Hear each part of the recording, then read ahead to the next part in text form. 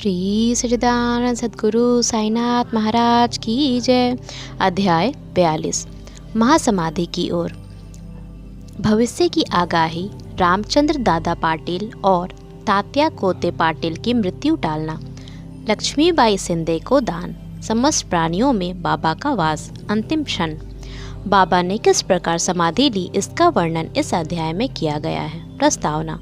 गत अध्यायों की कथाओं से यह स्पष्ट प्रतीत होता है कि गुरु कृपा की केवल एक किरण ही भवसागर के भय से सदा के लिए मुक्त कर देती है तथा मोक्ष का पथ सुगम करके दुख को सुख में परिवर्तित कर देती है। यदि सद्गुरु के मोह विनाशक पूजनीय चरणों का सदैव स्मरण करते रहोगे तो तुम्हारे समस्त कष्टों और भवसागर के दुखों का अंत होकर जन्म मृत्यु के चक्र से छुटकारा हो जाएगा। इसीलिए जो अपने कल्याणार्थ चिंतित हो उन्हें साई समर्थ के अलौकिक मधुर लीलामृत का पान करना चाहिए। ऐसा करने से उनकी मति शुद्ध हो जाएगी।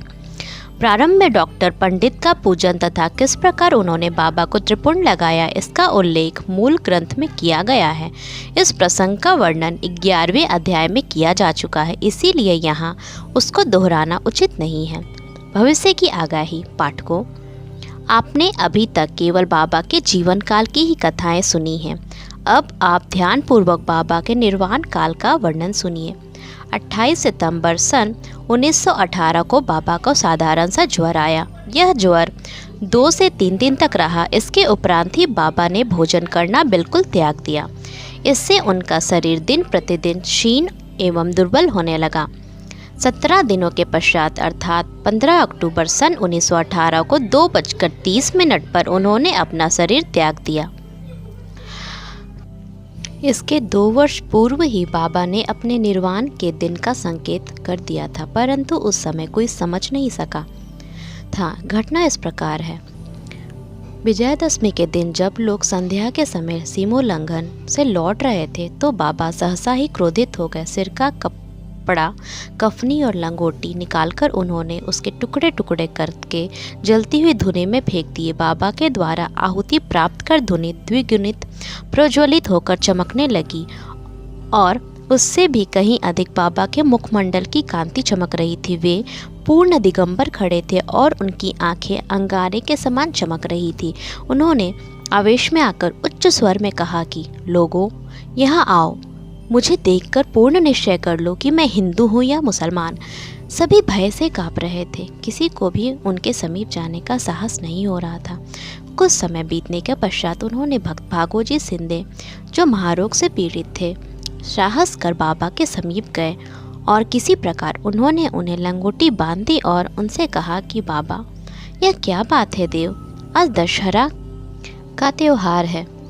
तब उन्होंने जमीन पर सटका पटकते हुए कहा कि मेरा सीमोल्लंघन है। लगभग 11 बजे तक भी उनका क्रोध शांत ना हुआ और भक्तों को चावड़ी जुलूस निकालने में संदेह होने लगा। 1 घंटे के पश्चात वे अपनी सहज स्थिति में आ गए और सदा की भांति पोशाक पहनकर चावड़ी जुलूस में सम्मिलित हो गए, जिसका वर्णन पूर्व किया जा चुका है। इस घटना द्वारा बाबा ने इंगित किया कि जीवन रेखा पार करने के लिए दशहरा ही उचित समय है, परंतु उस समय किसी को भी उसका असली अर्थ समझ में न आया। बाबा ने और भी अन्य संकेत किए जो इस प्रकार है।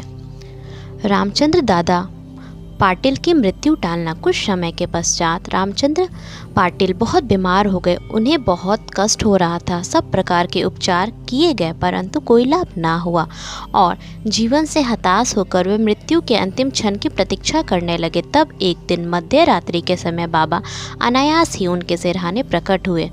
पाटिल उनके चरणों से लिपटकर कहने लगे कि मैंने अपने जीवन की समस्त आशाएं छोड़ दी हैं। अब कृपा कर मुझे इतना तो निश्चित बतलाइए कि मेरे प्राण कब निकलेंगे। दया सिंधु बाबा ने कहा कि घबराओ नहीं, तुम्हारी हुंडी वापस ले ली गई है, तुम शीघ्र ही स्वस्थ हो जाओगे। मुझे तो केवल तात्या का भय है। सन 1918 की विजयादशमी के दिन उसका देहांत हो जाएगा, किंतु यह भेद किसी से प्रकट ना करना, ना ही उसे बतलाना, अन्यथा वह अधिक भयभीत हो जाएगा। रामचंद्र अब पूर्ण स्वस्थ तो हो गए परंतु वे तात्या के जीवन के लिए निराश हुए।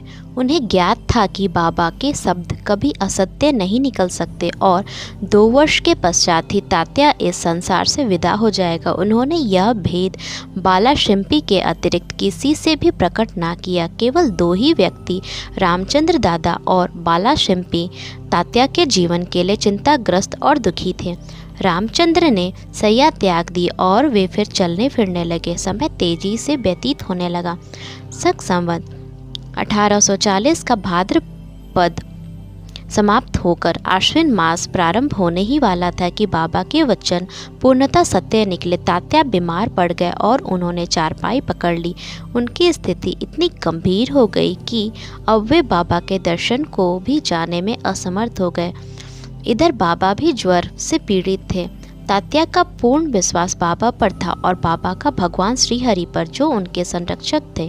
तात्या की स्थिति अब और अधिक चिंताजनक हो गई। वह हिलडुल भी ना सकता था और सदैव बाबा का ही स्मरण किया करता था। इधर बाबा की भी स्थिति उत्तरोत्तर गंभीर होने लगी।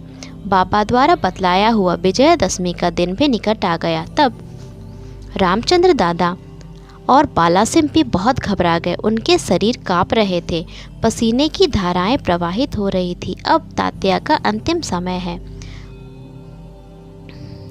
जैसे ही विजयादशमी का दिन आया, तात्या की नाड़ी मंद होने लगी और उसकी मृत्यु सन्निकट दिखलाई पड़ने लगी। उस समय एक विचित्र घटना घटी। तात्या की मृत्यु टल गई और उसके प्राण बच गए, परंतु उसके स्थान पर बाबा स्वयं प्रस्थान कर गए और ऐसा प्रतीत हुआ जैसे कि परस्पर हस्तांतरण हो गया हो। सभी कहने लगे कि बाबा ने तात्या के लिए प्राण त्यागे। ऐसा उन्होंने क्यों किया ये वे ही जाने, क्योंकि यह बात हमारी बुद्धि के बाहर है। ऐसा भी प्रतीत होता है कि बाबा ने अपने अंतिम काल का संकेत तात्या का नाम लेकर ही किया था। दूसरे दिन 16 अक्टूबर को प्रातःकाल बाबा ने दासगणों को पंढरपुर में स्वप्न दिया कि मस्जिद थर्रा करके गिर पड़ी है। शिरडी के प्रायः सभी तेली तंबोली मुझे कष्ट देते थे, इसीलिए मैंने अपना स्थान छोड़ दिया है। मैं तुम्हें यह सूचना देने आया हूँ कि शीघ्र वहाँ जाकर मेरे शरीर पर हर तरह के फूल इकट्ठा कर चढ़ाओ। दासगणों को शिरडी से भी एक पत्र प्राप्त हुआ और वे अपने शिष्यों को साथ लेकर शिरडी आए तथा उन्होंने बाबा की समाधि के समक्ष अखंड कीर्तन और हरि नाम प्रारंभ कर दिया। उन्होंने स्वयं फूलों की माला गूंथी और ईश्वर का नाम लेकर समाधि पर चढ़ाई। बाबा के नाम पर एक बृहद भोज का भी आयोजन किया गया।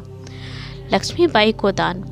विजयादशमी का दिन हिंदुओं के लिए बहुत शुभ है और सीमोल्लंघन के लिए बाबा द्वारा इस दिन का चुना जाना सर्वथा उचित ही है। इसके कुछ दिन पूर्व ही उन्हें अत्यंत पीड़ा हो रही थी, परंतु आंतरिक रूप से वे पूर्ण सजग थे। अंतिम क्षण के पूर्व वे बिना किसी सहायता के उठकर सीधे बैठ गए और स्वस्थ दिखलाई पड़ने लगे। लोगों ने सोचा कि संकट टल गया और भय की कोई बात नहीं है तथा वे अब शीघ्र ही निरोग हो जाएंगे, परंतु वे तो जानते थे कि अब मैं शीघ्र ही विदा लेने वाला हूँ और इसीलिए उन्होंने लक्ष्मीबाई शिंदे को कुछ दान देने की इच्छा प्रकट की।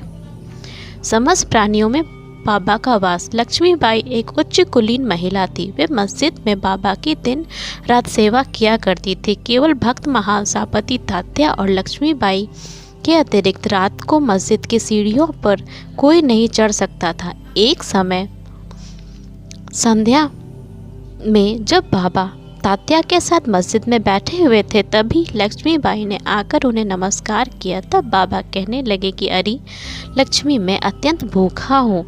वे यह कहकर दौड़ पड़ी कि बाबा थोड़ी देर ठहरो, मैं अभी आपके लिए रोटी लेकर आती हूँ। उन्होंने रोटी और साग लाकर बाबा के सामने रख दिया, जो उन्होंने एक भूखे कुत्ते को दे दिया। तब लक्ष्मीबाई कहने लगी कि बाबा यह क्या है? मैं तो शीघ्र गई और अपने हाथ से आपके लिए रोटी बना लाई। आपने एक ग्रास भी ग्रहण नहीं किया और बिना खाए ही उसे कुत्ते के सामने डाल दिया। तब आपने व्यर्थ ही मुझे कष्ट क्यों दिया? बाबा ने उत्तर दिया कि व्यर्थ दुख ना करो।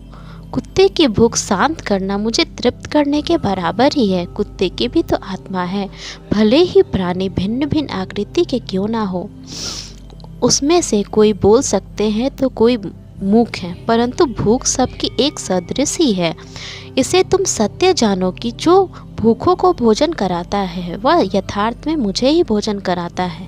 यह एक अकाट्य सत्य है। इस साधारण सी घटना के द्वारा बाबा ने एक महान आध्यात्मिक सत्य की शिक्षा प्रदान की कि बिना किसी की भावनाओं को कष्ट पहुँचाए किस प्रकार उसे नित्य व्यवहार में लाया जा सकता है।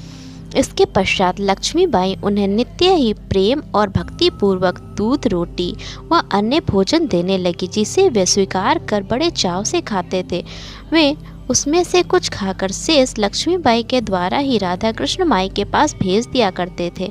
इस प्रकार उच्छिष्ट अन्न को वे प्रसाद स्वरूप समझकर प्रेम पूर्वक सेवन करती थी। इस रोटी की कथा को असंबद्ध नहीं समझना चाहिए। इससे सिद्ध होता है कि सभी प्राणियों में बाबा का निवास है, जो सर्वव्यापी, जन्म मृत्यु से परे और अमर है। बाबा ने लक्ष्मीबाई की सेवाओं को सदैव स्मरण रखा। बाबा उनको भुला भी कैसे सकते थे।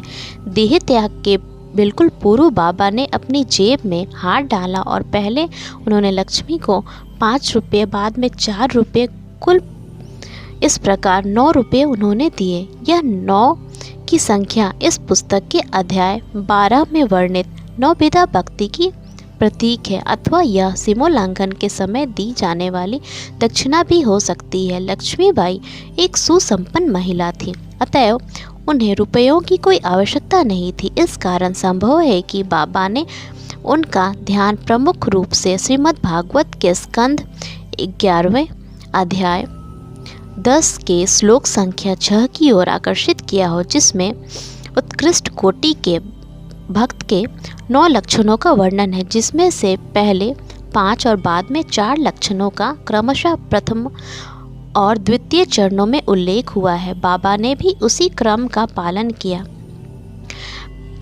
पहले 5 और बाद में 4, कुल 9। केवल 9 रुपये ही नहीं बल्कि 9 के कई गुना रुपये लक्ष्मीबाई के हाथों में आए और गए होंगे, किंतु बाबा द्वारा प्रदत्त ये 9 रुपये का उपहार वह महिला सदैव स्मरण रखेगी। अंतिम क्षण बाबा सदैव सजग और चैतन्य रहते थे। उन्होंने अंतिम समय भी पूर्ण सावधानी से काम लिया। उन्होंने अंतिम समय सबको वहाँ से चले जाने का आदेश दिया। चिंतामग्न काका साहेब बूटी और अन्य महानुभाव जो मस्जिद में बाबा की सेवा में उपस्थित थे, उनको भी बाबा ने वाड़े में जाकर भोजन करके लौट आने को कहा।